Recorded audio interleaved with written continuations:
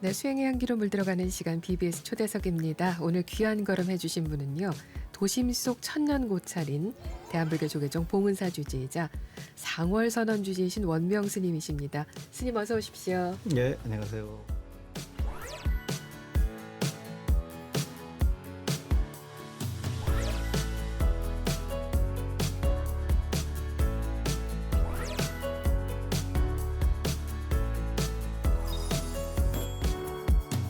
먼저 우리 BBS 초대석 함께 하시는 불자님들께 인사 말씀 부탁드립니다. 먼저 이렇게 BBS 초대석에 초대해 주셔서 감사드립니다. 우리 함께하는 불자님들 모두 반갑고 좋은 인연에 감사드립니다. 네. 감사합니다. 우리 스님께서 사실은 하시는 일이 너무 많으셔가지고요. 제가 다 일일이 소개를 해 올리기가 힘든데 그래도 빼놓을 수 없는 것들이 있어서 한 가지씩 좀 짚어보겠습니다. 지난 5월 8일이었죠. 역시 또 사진도 제가 봤습니다만 그 제3대 그 무형문화재 전통예술분과위원으로 위촉이 되셨어요, 스님. 네, 또 봉은사와 원명 스님 보면은 굉장히 문화예술적인 전통 방식의 전통문화 인연이 깊으신 것 같다는 생각이 듭니다. 어떻게 또 이렇게까지 깊이 관여를 하게 되신 건가요? 무형문화재 위원은 이제 어떻게 보면 우리 종단 추천으로 해서 네. 되긴 하죠. 네, 추천을 받을 만한 그렇죠. 자격이 있으셔야 되는 거지 않습니까? 제가 네. 또 문화에 관심도 좀 있고 네. 또 우리 종단 의례위원회도 있고 또 이제 여러 가지 전에 강원도 사마사 있을 때도 그렇고 네. 또 봉원사 있을 때도 그렇고 네. 사실 우리 그 무형문화재에 대해서 관심을 가질 때가 있고 네. 가질 필요성이 좀 있어요. 네. 그리고 이제 우리나라에서는 지금 이제 국가 무형문화유산원이라고는 걸 따로 만들어서 더 네. 크게 지금 하고 있는데 우리 유형문화재 거의 60-70%가 불교문화재인데 네. 유형의 문화재는 무형문화의 잔재예요. 그러니까 무형 없이는 유형이 없는 거예요. 활동의 결과물이 어찌 보면 그렇죠. 유형문화재라고 할 수 있겠네요. 우리가 부처님을 모시는 것도 네.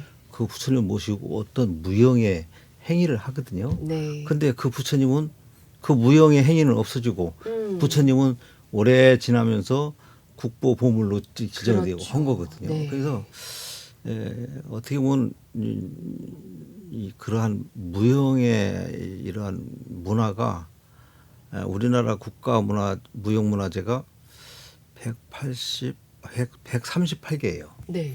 근데 우리 불교 문화는 한 10개나 될까 말까예요.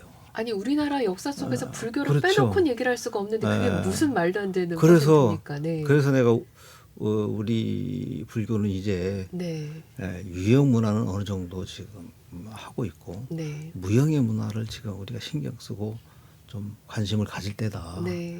제가 지금 오래전부터 이제 그런 얘기를 하고 있습니다. 네. 그래서 앞으로는 우리도 이제 이런 무형 문화를 관심을 가져서 국가의 그런 무형 문화를 나는 항상 그렇게 얘기합니다. 국가의 무형 문화는 국보 10개하고 맞먹는다. 무형 문화 하나가 국보 10개가 맞먹는다. 네. 왜냐면은 이 국보 유형 문화재는 이렇게 그냥 서 있는 가만히 그렇죠. 있는 죽어 네. 있는 문화재라고 한다면은 무형 문화재는 매년 행사와 여러 가지를 통해서 계속 활발하게 네. 해야 돼요. 네. 그리고 또 그렇게 할 수 있는 여러 가지 지원도 나오고 그렇기 때문에 우리 불교에서 포교와 여러 가지를 위해서는 그런 무형 문화를 앞으로 더 활성화할 필요성이 있지 않겠나 이렇게 생각합니다. 살아있는 문화를 그렇죠. 가지기 위해서는 무형 문화를 많은 관심을 가져야 되고 아니 불교가 진짜 그 퍼센티지밖에 안 된다고 하니까 그러니까요. 너무 많이 진짜, 아쉽죠. 예, 너무 안타깝습니다. 근데 우리 아까 스님 살짝 사마사 말씀을 해주셨는데요. 그 사마사에서 그 동해 사마사 수렵제를 국가 무형문화재로 지정을 하는 일을 또 이끌어서 성공을 하셨고 그로 인해서 어디서 또 이렇게 표창패도 받으신 거를 제가 봤던 기억이 있습니다. 그리고 현재는 그 봉은사에서 생전 예수제를 문화재 지정을 하기 위해서 또 역시 애쓰고 계시다고 들었어요. 조계종 의례위원장을 또 맡고 계시고 사단법인 생전예수제 보존회 대표이사 소임을 맡고 계시는데 하시는 일이 많으시다 보니까 명함도 자꾸 길어지실 것 같은데 어떻게 이렇게 원력을 세우게 되셨는지 이어서 좀 말씀을 해주신다면요. 저는 이제 사마사 주지가 초임 주지. 첫 네, 주지 소임을. 첫 주지로 네. 다들 이제 나를 빗대서 저 사람은 주지를 할 스타일이 아니다. 스타일이 아니다. 그 체질이 아니다. 뭐 해서 뭐 그런 얘기도 드리고 예. 그래서 이제 저도 이제 주지하는 거하고 수행하는 거하고 이제 같이 할 수 있지 않겠나 하는 생각도 해보고 네. 어떻게든 하여튼 어떤 연구로 인해서 사마사 처음 가게 됐고 네. 저는 나름대로 수행과 주지를 함께 할 수 있지 않겠나 해서 노력도 해봤고 네. 쉽지는 않지만 근데 이제 그래서 나름대로 공심 있게 살아보려고 노력을 해봤고 그런 와중에서 이제 이 사마사가 역사를 쭉 보니까 굉장히 큰 의미를 가지고 있더라고요. 네. 뭐 여기서 사마사 얘기하면 사마사 선전하기 때문에 길게 얘기는 않고요. 거기 옛날부터 네. 수륙제를 했던 예, 맞습니다. 그래서 수륙제를 했던 그런 것이라 우리도 이제 이런 수륙제라고 하는 것을 사마사에서 한번 해볼 필요성이 있지 않겠나. 말 그대로 살아있는 문화재를 만들기 위해서. 네. 처음부터 그 문화재 만들려고 하진 않았어요. 예. 그 자체를 몰랐었고. 그래서 매년 우리가 수륙제라고 하는 행사를 한번 해야 되겠다. 그래서 이제 그 대충 날짜를 정해서 이제 가을쯤에서 사람들이 많이 오는 시절에 이제 수륙제를 처음에는 조그맣게 했어요. 한 3시간 정도 이렇게 네. 뭐 어디 불러서 하고 그러는데 네. 이것이 이제 점점 커졌죠. 점점 하다 보니까 그리고 또 마침 이제 그 사마사에 보니까 수륙제 중례문이라 해서 수륙제의 찬요라고 하는 책이 나왔어요. 그래서 그걸 통해서 옛날에 사마사가 수륙제를 했던 것이구나라고 하는 것을 인식하게 됐고 그래서 이제 그걸 하기 위해서 거의 한 10여 년 정도를 네. 저희들이 노력을 했습니다. 그래서 이제 어떻게 다른 사람이 그래요. 사마사 수륙제는 운이 좋아서 그랬다. 원명 스님을 만나서 네. 그래서 이제 운이 좋아서 그래서 음. 이제 수륙제가 국가문화재가 됐습니다. 네. 그때 문화재 될 때 이제 네. 진관사하고 그다음에 진관사도 저기 그렇죠. 백운사 네, 세 군데 한꺼번에 맞습니다. 됐어요. 세 군데 한꺼번에 돼가지고 네. 그래서 이제 국가문화재가 됐습니다. 네. 그래서 그러면서 이제 그걸 해오면서 우리나라의 무형문화재의 중요성을 점점 인식하게 됐죠. 네. 그래서 제가 이제 조계사 있을 때도 사실은 생전예수제 네. 우리나라 이 양대 의례가 바로 수육제와 생전예수제입니다. 생전예수제. 그래서 네. 생전예수제는 지금까지 그걸 문화재로 하려고 하는 사찰이 없구나. 그래서 제가 처음 조계사에서 하려고 네. 했다가 네. 거기서는 잘 안 되고 봉원사로 가서 여기서 이제 하게 됐죠. 네. 또 그래서 이제 봉원사에서 이제 서울시문화재로 지정이 됐습니다. 그렇군요. 몇 톤 내가 잃어버렸는데 하여튼 문화재로 지정됐습니다.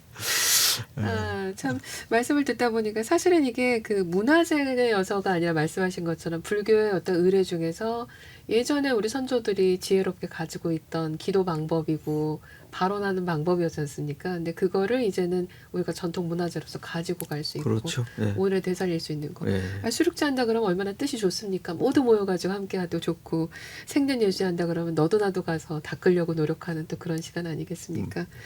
우리 또 봉사에서 또 이런 역할들을 또 많이 이끌어가고 계시니까 아마 무형문화재 한 내년이나 후년쯤에 혹시 스님 다시 모시게 되면 저희가 한 30% 40% 얘기를 좀 할 수 있게 되면 좋겠다 싶네요. 네. 네. 네. 이제 수륙제하고 생전예수제하고 좀 다른 것은 수륙제는 어떻게 보면 이제 돌아가신 분을 위한 어떤 의례다. 이렇게 하면은 생전예수제는 살아있는 사람. 그래서 살아있는 사람이 살아있는 불자가 하나의 수행 프로그램이에요. 생년예수제는 뭐 다른 사람 봤을 때는 어떻게 다른 의미로 네. 기복적인 의미로 얘기할 수 있지만은 이건 하나의 수행 프로그램입니다. 어느 일정 기간을 두고 그러니까 육바라밀 수행 예를 들어서 49일 동안 매일 보시하는 습관을 들이고 그리고 보시 계를 지키는 네. 그리고 그 기간 동안에는 뭐 이슬람이나 뭐 라마단 뭐 이렇게 해서 그 기간이 있잖아요. 네네네. 이슬람에도. 그것처럼 그 기간 동안에는 계행을 철저하게 지키고 더욱더 좀 자기를 그 기간 동안에는 뭐 인욕을 하고 그 기간 동안에 무슨 정진을 통해서 건강경 독송을 한다든가 네. 뭘 한다면 어떤 네. 참선을 한다든가 무슨 정진을 그 기간 동안에 특별히 열심히 하고 네. 이런 걸 통해서 육바라밀 수행을 하는 네. 그게 하나의 수행 프로그램이에요. 그런 거지. 다른 사람들 보면은 그럴 걸 통해서 어떤 하나의 의식을 하는 거예요.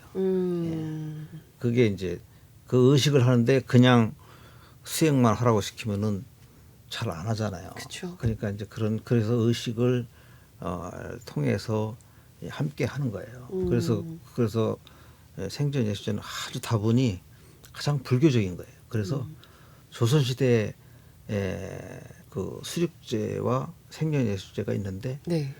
수륙제는 제를 지내는 거기 때문에 그 조선시대 유생들도 네. 제를 지내는 것은 자기들도 받아주셔서 그래서 이어졌어요. 네. 근데 생전예수제는 저건 불교적인 어떤 의례다. 다분히 불교적인 거기 때문에 그건 없애서 네. 조선시대에 수륙제는 번성을 오히려 했어도 네. 생전예수제는 할 수도 없었던. 근데 이제 조선 후기에 봉원사에서 했다고는 기록이 있어요. 네. 그런 걸 해서 바탕으로 하게 됐습니다. 그렇군요. 네. 제가 우리 원명 스님을 가장 최근에 뵌 게 작년에 그 가는 해 오는 해 할 때 상월선언에서 제가 인터뷰를 하면서 상월선언 주지 스님이십니다. 이렇게 소개를 했었거든요. 상월선언 주지 그리고 외호대중 소임 뭐 얘기를 안 할 수가 없을 것 같습니다. 스님 어떻게 해서 이렇게 상월선언 어떻게 보면 이것도 큰 정신적인 불사가 아니었나 싶은데요. 함께하게 되셨는지. 상월선언은 이제 그 전 정문장 하시던 네. 스님께서 저희 봉사 해주심이시죠. 네. 스님께서 이제 앞으로 우리 종단의 수행가풍을 한번 새롭게 한번 할 필요성이 있다. 네. 그래서 나름대로 결사를 한 거예요. 결사는 이제 4대 결사해주고 네. 우리나라의 수행가풍 확립, 네. 그 다음에 이제 우리 불교 대한민국의 불교의 중흥, 네. 그 다음에 이제 우리나라의 서로 이제 갈등 속에서 많이 화합할 수 있잖아요. 있는. 그러니까 네. 우리나라가 화합해서 네. 서로가 잘 한번 나라가 발전할 수 있고 화합해서 살자고 하고 그 다음에 이제 세계 평화 네. 뭐 이런 이제 원대한 그런 생각을 가지시고 그러한 발언으로 나름대로 이제 천막 결사를 하셨어요. 근데 이제 저희들이 이제 스님을 모시면서 참 쉽지 않은 생각입니다. 왜냐하면은 저도 이제 그 한 와중에서 옷을 따뜻하게 입고 네. 한번 바깥에 한번 한 두어 시간 왔다 갔다 해봤어요. 추워서 그거 못 입겠더라고요. 그냥 그나마 왔다 갔다 했는데도. 도심은 덜 추운데 거기는 아무것도 없는 허허벌판이지 않습니까? 그렇죠. 위례신 도시 예, 자체가. 그래서 네. 2시간 버티는 것도 이렇게 추운데 네. 야, 그 안에서 얼마나 더 춥겠나. 그래서 내가 그리고 또 한 번은 거기가 얼마나 차이가 나냐면 나는 뭐 이렇게까지 같은 뭐 차이가 얼마 안 되는데 나 했는데 거기는 9도이더라. 9도 영하 9도. 영하 9도. 네. 근데 우리는 한 2도 정도밖에 안 돼요. 그렇게 차이 나요. 그 10도 이상이 차이가 그렇죠. 나는 거네요. 9도에서 2도니까 영하 2도. 예, 영하 네, 2도. 네. 예. 7, 8도 정도. 예. 네. 그러니까 이제 이렇게 차이 나나. 그래서 그렇게 차이 나는데도 이렇게 난방 없이 네. 그래서 내가 한번 저기 발열조끼라고 있어요. 아, 있습니다. 예. 이렇게 충전해가지고서는 예, 연락이 하는 맞습니다. 거. 네. 그걸 내가 네. 10벌 사다 몰래 들여놔줬어요. 안에서 하나씩 그렇죠. 입으시고 참선하시라고요. 네. 10벌 사서 9벌 들여놓고 한 벌은 내가 한번 입어봤어요. 네. 이 등만 이렇게 따뜻하게 해가지고 예. 그것만 입어도 괜찮겠더라고요. 온기가 있는 게 예. 하나라도 있으면 네. 그래서 넣어주니까 그걸 다시 내보내더라고요. 아, 그래서 야 참 이 각오도 대단하시고 이러한 수행 가풍을 확립하시려고 또 나름대로 이런 각오가 참 보통 사람 하기 쉽지 않겠구나. 나도 사실은 뭐 수행한다고 좀 왔다 갔다 하긴 했지만 사실 그동안에 수행이라고 할 정도가 아닐 정도로 편안하게 했는데 그런 추위와 그리고 또 밥을 또 하루에 한 끼만 일정씩 하시고. 일정씩, 네. 한 끼만 내보내고 또 한 끼도 이제 마지막에는 조금밖에 못 그러니까요. 먹었다는 거예요. 그래서 예. 사실은 수행이라고 하는 것이 이 풍족하면 수행이 안 됩니다. 기한이 발도심이라고 해서 네. 춥고 배고파야 이 도심이 바른다고. 네. 그렇듯이 이게 너무 풍족하면 이게 수행하고는 거리가 멀어지거든요. 근데 이제 뭐 조금 수행을 해봤지만은 그렇게까지 못 해봤거든요. 근데 그런 걸 봤을 때 우리나라 한국 불교가 사실 수행이 없으면 불교가 아무것도 아니에요. 수행이 있기 때문에 또 불교는 또 수행의 종교고 네. 수행을 통해서 깨달음으로 가는 그런 종교잖아요. 네. 그렇기 때문에 그런 걸 봤을 때 이 9분의 스님들께서 한국 불교를 위해서 큰 일을 하셨다. 이것은 그냥 어떻게 하려고 하는 그런 마음으로는 참 힘든 거예요. 네. 큰 각오와 결단이 있지 않고는. 그래서 저는 처음부터 엄두가 안 나가지고 외워하시는 쪽으로. 그렇지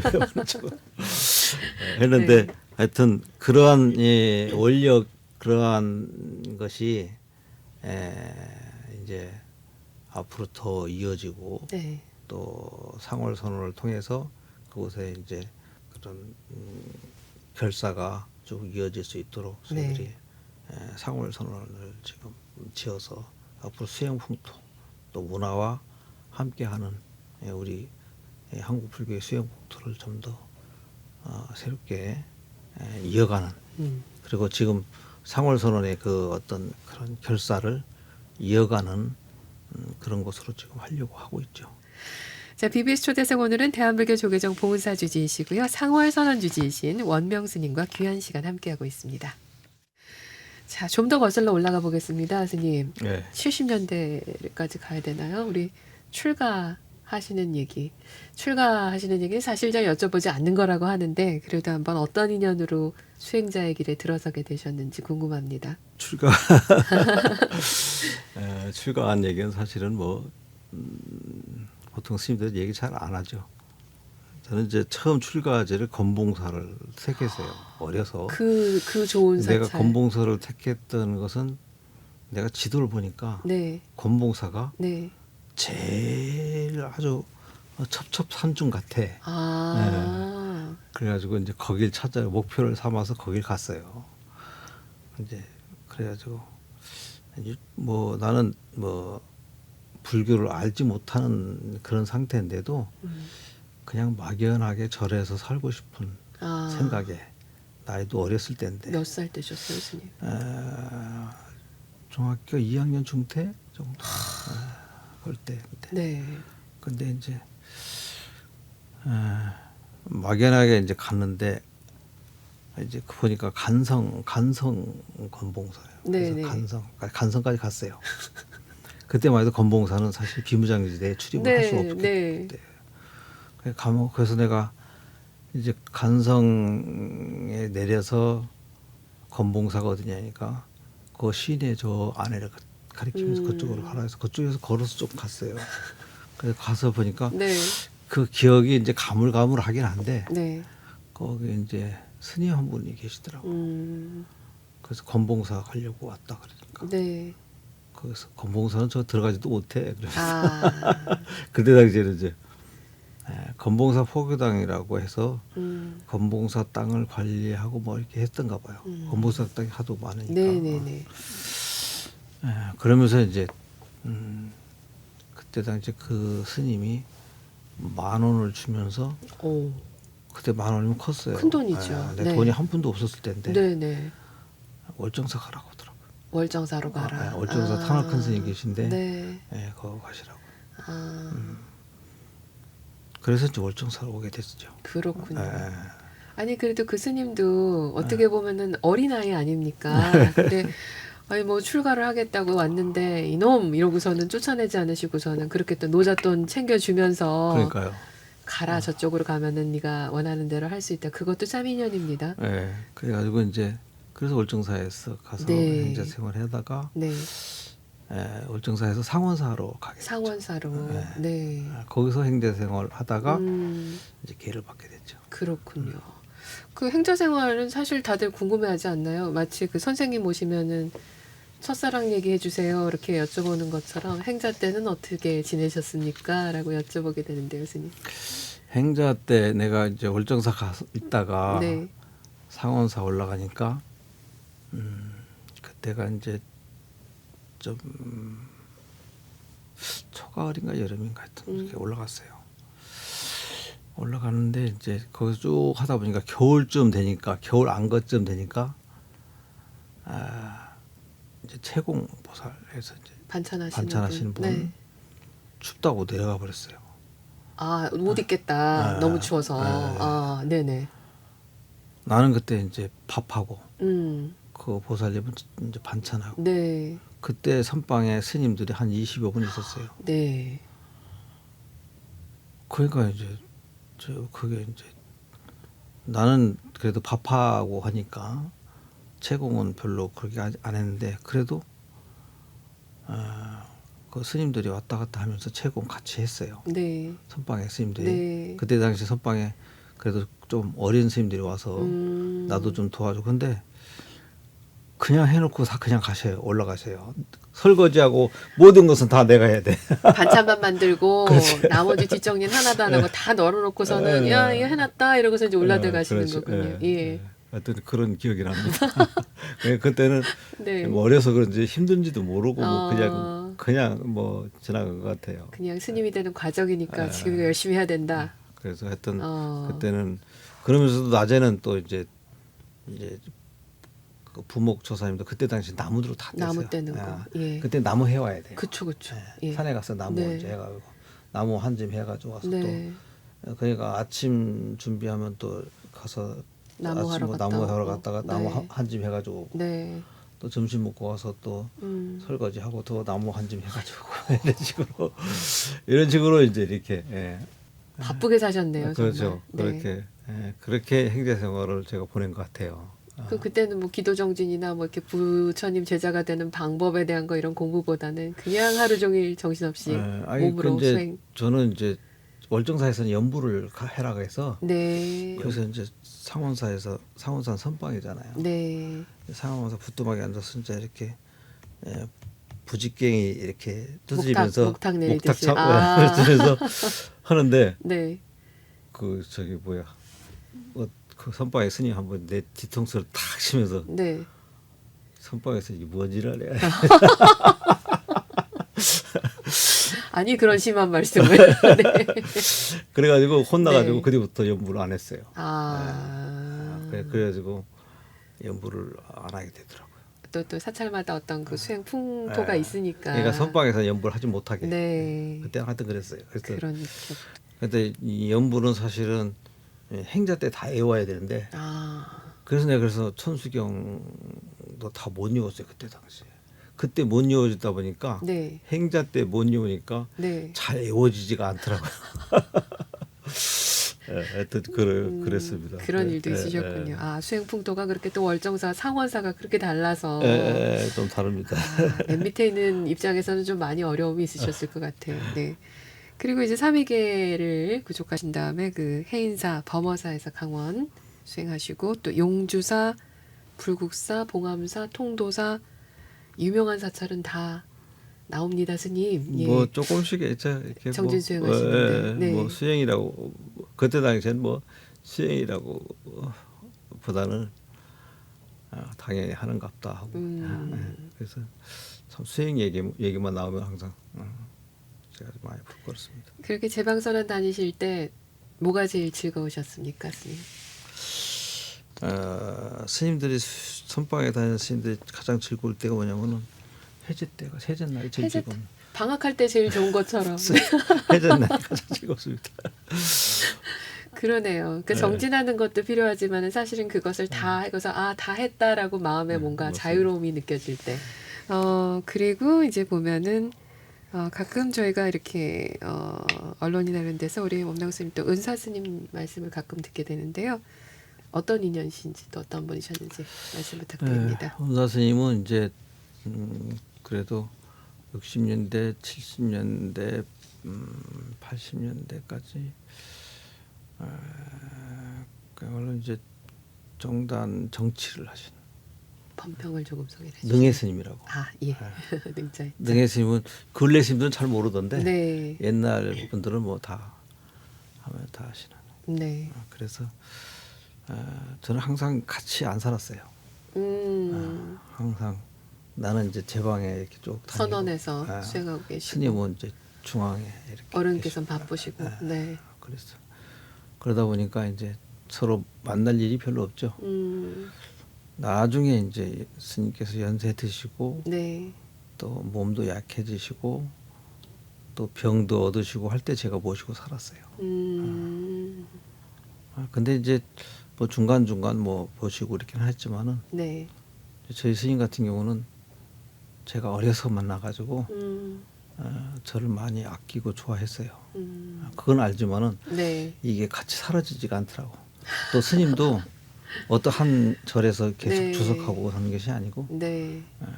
그래서 가끔 조금 이렇게 뭐 며칠 지내고는 하지만은 그래서 같이 쭉 살아본 게는 늦지막해서 어린 나이 출가하셔가지고서 어떻게 보면은 이 선수행하는 곳에서도 가서 또 열심히 수행정진 해보시고 또 제방선언 다니시면서 어른 스님께서 또 뭔가 불교계를 위해서 정말 사판의 역할을 하시면서 그렇게 또 열심히 뛰시는 모습 보면서 지금의 원명 스님은 뭐랄까요? 어떤 원력으로 어떤 방향으로 가고 계시는지 여쭤보고 싶습니다.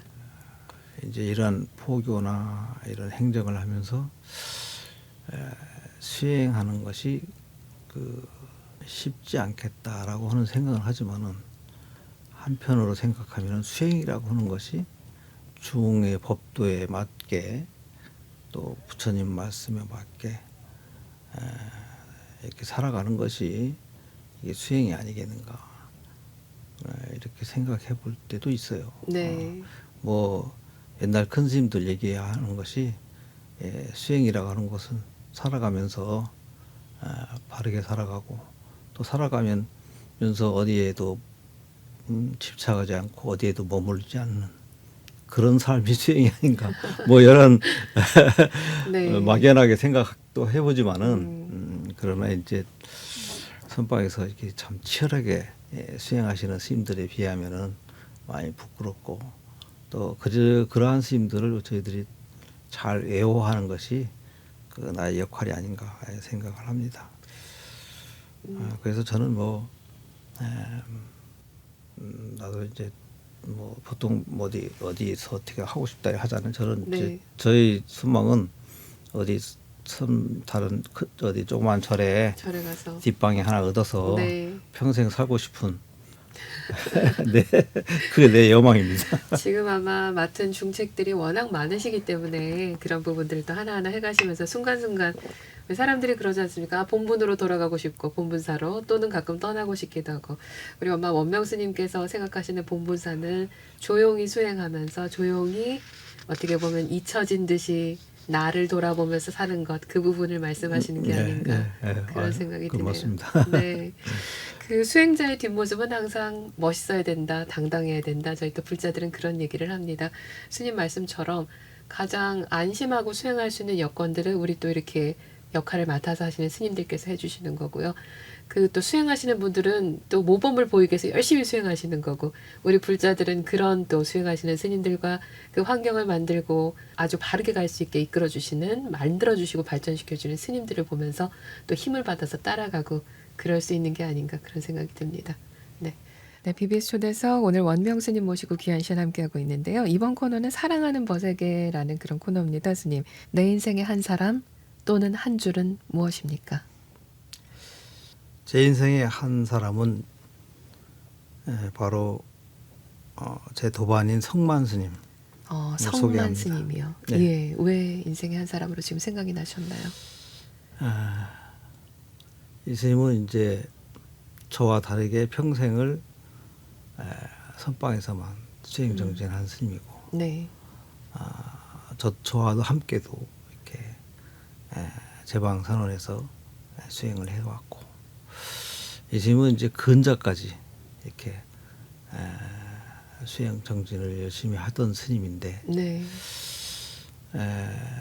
안타깝게도 작년 부처님 오신 날 다음 날 네. 그 등을 떼다가 낙상을 했어요. 예. 그래서 이게 척추 어디 신경이 끊어졌다고 그래요. 그래가지고 거의 전신마비. 그래서 지금까지도 네. 전혀 진도 호전이 안 되고, 거동을 못 하시는군요. 거동 못하는 정도가 아니고 예. 네. 뭐 여러 가지 대소변 관리도 못하고 아무것도 할 수 없는, 참 진짜 저는 뭐 어떠한 병이 와도 성만스님보다 낫겠다 이럴 정도로 참 가슴이 아파요. 네. 그래서 뭐 제 도반 스님들이 훌륭한 도반 스님들이 많이 있는데 그 스님을 참 생각이 납니다. 안타까운 마음에 네. 그 스님을 이렇게 생각나는 스님에서 네. 그 스님께서 어떻게 잘 호전돼서 네. 그래도 크게 바라지는 않지만은 그래도 혼자 걸을 수 없더라도 혼자 밥 드시고 혼자 대소변 관리할 수 있고 요것만큼이라도 하면 좋지 않겠나 하는 바람입니다. 우리 말씀하신 성만 스님께서 수행자로서 정말 아름다운 마무리를 할 수 있도록 그렇게 좀 모든 부분에 있어서 정 부처님의 가피로 호전이 됐으면 좋겠다. 예, 예, 맞습니다. 그런 생각이 듭니다. 네. 귀한 말씀들 정말 값진 시간이었습니다. 스님께서 많이 고민하면서 한 말씀 한 말씀 해주셔서 저도 굉장히 많은 생각을 하면서 그렇게 들었습니다. 스님 너무 감사합니다. 제가 제대로 말 잘했나 모르겠습니다.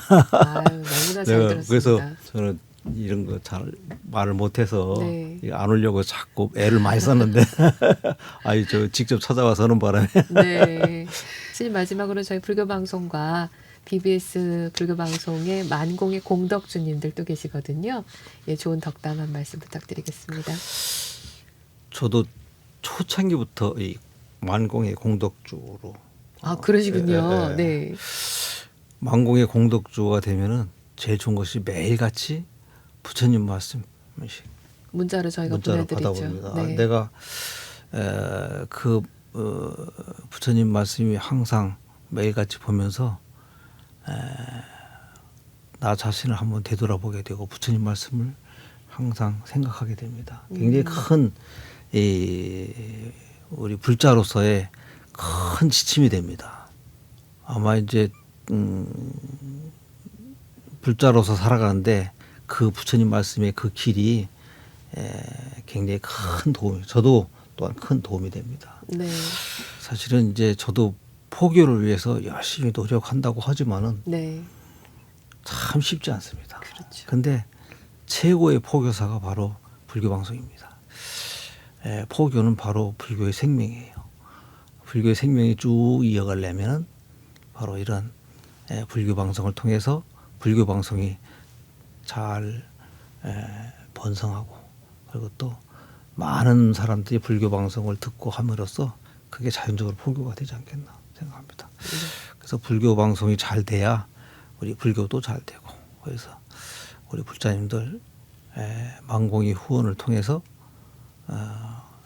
나한테는 작은 후원이지만은 이것이 모여가지고 이 불교 방송을 통해서 불교 포교하는데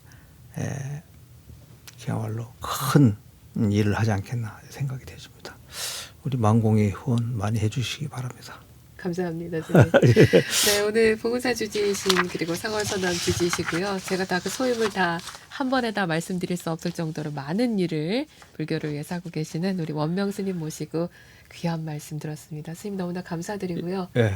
정말 아까 말씀드린 것처럼 3년 후에 다시 뵈면 그때 불교 무형문화재가 우리 30% 40%가 됐습니다. 스님 이런 얘기를 할 수 있게 되길 진심으로 기원을 합니다. 예, 감사합니다. 네, 스님 오늘 고맙습니다. 예, 감사합니다. 신신명에 보면은 이제 이런 얘기가 있습니다.